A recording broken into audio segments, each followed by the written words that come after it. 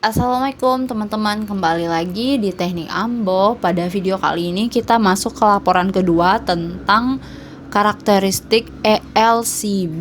Wah, sebelumnya kita udah bahas tentang MCB, sekarang itu tentang karakteristik ELCB. Apa sih bedanya dengan MCB? Nah, kita simak ya video berikut ini.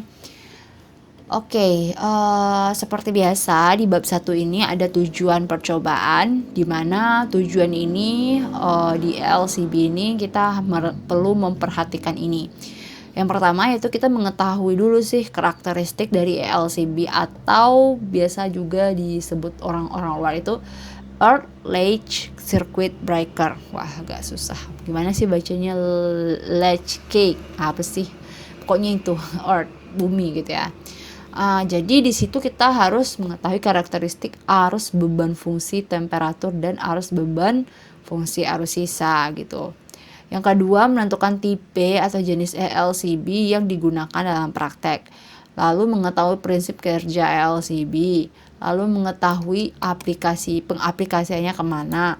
Dan mengetahui kemampuan kerja dari ELCB. Sementara itu untuk relevansinya, tujuan relevansinya itu objek yang dilakukan nantinya harus dapat menentukan settingan LMCB yang akan digunakan pada daerah yang sebenarnya gitu ya. Jadi kalau kita menggunakannya di tempat umum dengan daya yang besar bagaimana? Kalau kita pakai di tempat yang instalasi khusus juga bagaimana? Lalu untuk pendataannya, pengambilan data dilakukan berdasarkan besaran-besaran yang harus diukur dan dipenuhi. Sama sih umumnya seperti arus, tegangan, dan frekuensi. Dan untuk solusinya sih yang dimaksud di sini adalah bagaimana kita bisa mengambil suatu alternatif yang tidak mengurangi fungsi dan faedahnya, yaitu memilih LCB yang dipasang pada sistem pertanahan agar pada saat terjadi arus residu LCB dapat bekerja dengan menggerakkan dan melepaskan rangkaian. Nah, di bab 2-nya itu ada teori penunjang sih. Seperti biasa, sedikit aku jelaskan tentang ELCB ini. ELCB ini adalah sebuah alat pemutus ketika terjadi kontak antara arus positif dan negatif dan grounding pada instalasi listrik. Ibaratnya mereka saling bertemu gitu ya, positif, negatif, dan grounding. Dan yang lebih penting lagi, LCB bisa memutuskan arus ketika terjadi kontak antara listrik dan tubuh manusia. Ini sih karena tubuh manusia itu juga termasuk sebagai pengantar arus yang baik karena mengandung yang namanya air. Nah, komponen ELCB dilengkapi dengan pengaman thermal dan magnetis sehingga ELCB harus diamankan terhadap hubung singkat MCB sisi atasnya.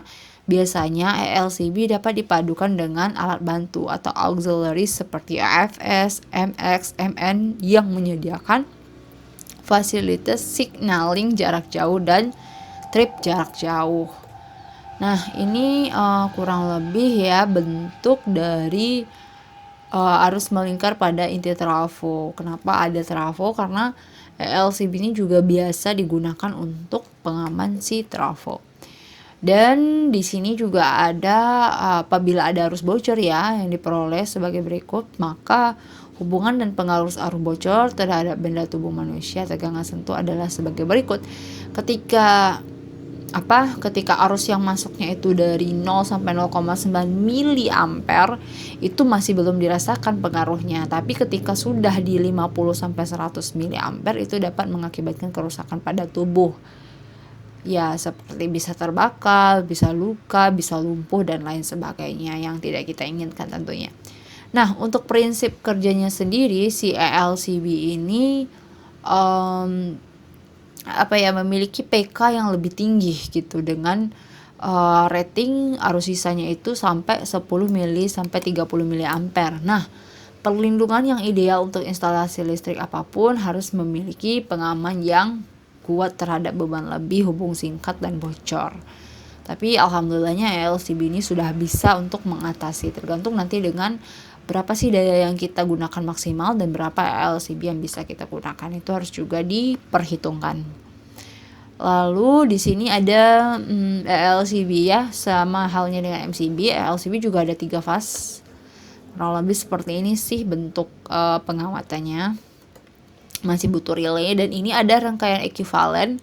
Nanti teman-teman kalau di praktek juga bisa gunakan rangkaian ini sih untuk pengukur tahanan bumi yang CELCB. Kalau kita cari di jurnal ya itu agak susah, tapi kalau sudah jadi laporan kayak gini, teman-teman dijamin akan lebih mudah untuk memahami gitu. Lalu ini ada tegangan sentuhnya dan rumus yang biasa digunakan yaitu ES, dimana kita bisa menghitung tegangan sentuh ya yang kita sentuh ini dengan mengalihkan ya di si RK ini, tahanan badan yang satuannya ohm ditambah dengan tahanan kontak ke tanah pada kaki di sini ya, dibagi 2 dan dikali dengan arus tubuh. Nah, besar tahanan pembumian atau tegak arusnya itu kita bisa hitung dengan ini ya, dengan rumus ini, karena kita untuk menghitung tahanan itu kita perlu arus. Nah, sebelumnya kita harus juga hitung tegangan sentuhnya berapa. Dari itu kita bisa tahu apakah tegangan itu bisa membuat seseorang jadi terluka atau tidak. Nah, selanjutnya di sini ada komponen dan instrumen sama, ada beberapa alat ukur, ada beberapa MCB, power supply, dan jangan lupa kabel. Dan ini adalah diagram rangkaian untuk melihat karakteristik CELCB. Di sini kita menggunakan yang namanya motor 3 pas. Ini dia CELCB-nya. Dan ini ada beberapa beban. Ini untuk sistem T ya. Ini untuk sistem TN. Ini yang untuk T. Lalu ini yang untuk IT ya. Dan nanti kita tentunya akan memasukkan jadi tabulasi data karakteristik kerja LCB sistem TT. Nah, dari sini kita bisa perbandingkan tuh hasil pengukuran sama perhitungan. Biasanya sih untuk tabel pengamanannya itu relatif, karena kebanyakan dosen itu punya tabelnya masing-masing. Dan ini untuk sistemnya akan punya tabel masing-masing dengan arus yang berbeda-beda, yang punya skala.